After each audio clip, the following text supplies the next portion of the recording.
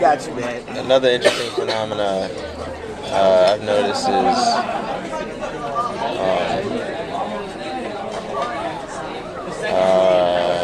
yeah, when adults are attempting to get kids not to tell lies, they often say don't tell stories, which is kind of a misnomer, I think.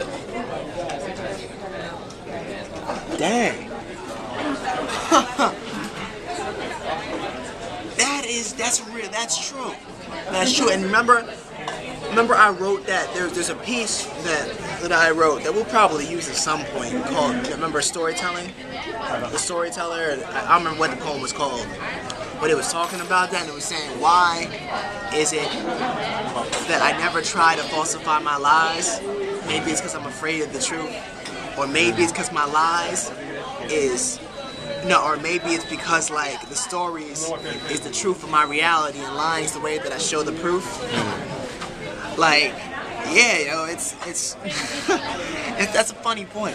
That's a funny point because like I've noticed personally that even I was talking to my friend the other night from Philly, and I was telling him, talking about the same idea that, finding your gift and what that is and understanding what your craft is and just beating into it until it beats back. Something, powerful. I was telling him, mine is storytelling, and he laughed when I said that. Immediately, I was like, yeah, I'm a storyteller. I was like, okay. And he was like, yeah, man, you are always telling stories, man. Yeah, like I remember, but there was this tone to it, you know what I'm saying? He was like, yeah, you always were telling stories, man. I remember, he's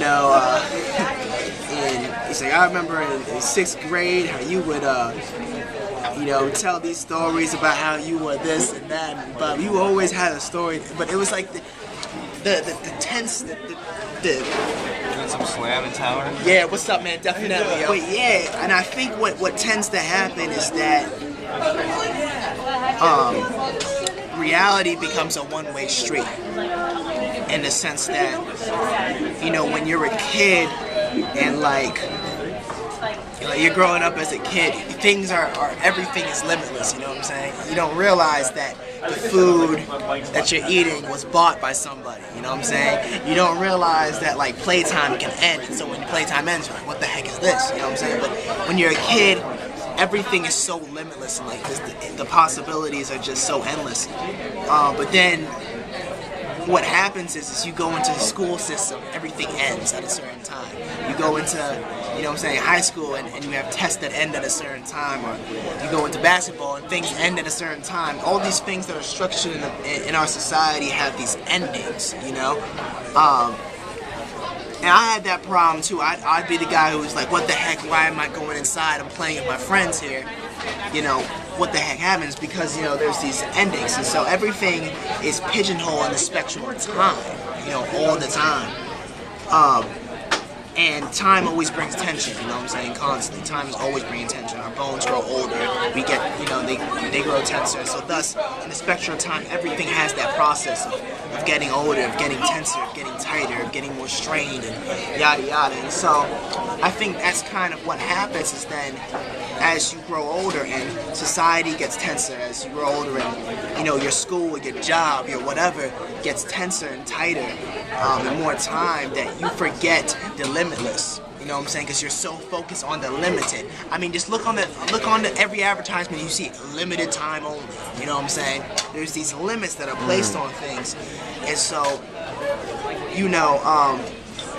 anything limitless, it becomes a lie after that, because society has done such a very grandiose job of making the point that says everything has its time, every time, a time and place for everything, right? But I think the beautiful thing about stories is that what it does is it takes you out of that time for a second. Whether if it's you're watching a movie or reading a book, for that time period, you are not in that time zone. It's like, oh, where did the time go? How many times have you had a conversation where you're exchanging stories and memories and moments and issues? The time literally flies. And I think as storytellers, we're trying to make time fly in a way that you can defy any odds, any situation, any issue. Because when you become, what you're doing becomes a timeless thing. Whether if it's a passion, whether if it's, you know, a profession, whether it's a relationship, when it becomes timeless, the value, there's no one-sided value on it, you know what I'm saying? And thus you don't have to, how y'all doing, man? And thus you don't have to then worry about whether if something's a lie or not, because a lie presupposes a limit. You know, a lie always presupposes some sort of limit of sorts. That I'm lying when I said that I can't. I'm lying. For example, I'm lying when I say I can't make a grand selling discount cards, because that presupposes there's a limit as to how many cards I can sell, as to how much I can really make. And I think those who bring their stories into reality, those who speak life into their dreams and the dreams of others, have this ability to make time, to make things timeless. They have an ability to make moments timeless. And I think if you're trying to pursue something like a craft or an art, or, you know what I'm saying, all that stuff, when you break it down, when you're into that, at that moment, there is no time. When you're playing your saxophone, time sometimes is kind of like, oh, it's not there. Or when we're in the booth or in, like, you know, the practice room or whatever, creating stories, time is not a factor. And I think you draw people into that. You know what I'm saying? People are drawn in by that, and that then creates a world where you could really look at the things that matter. You see what I'm saying? Because the things that matter always matter. You know what I mean? There is no time for them to matter. They matter across the board. If they really do matter, they're really significant. So I think I would say that I guess the point is this, is that if you do have a passion, or you do have a dream or something like that, you want to figure out how do you do it, how do you make the story your reality, make it timeless. Make it timeless. Don't focus on time. Don't sit there and put a clock on how long you have to do what you have to do. If that's what you love, make a time.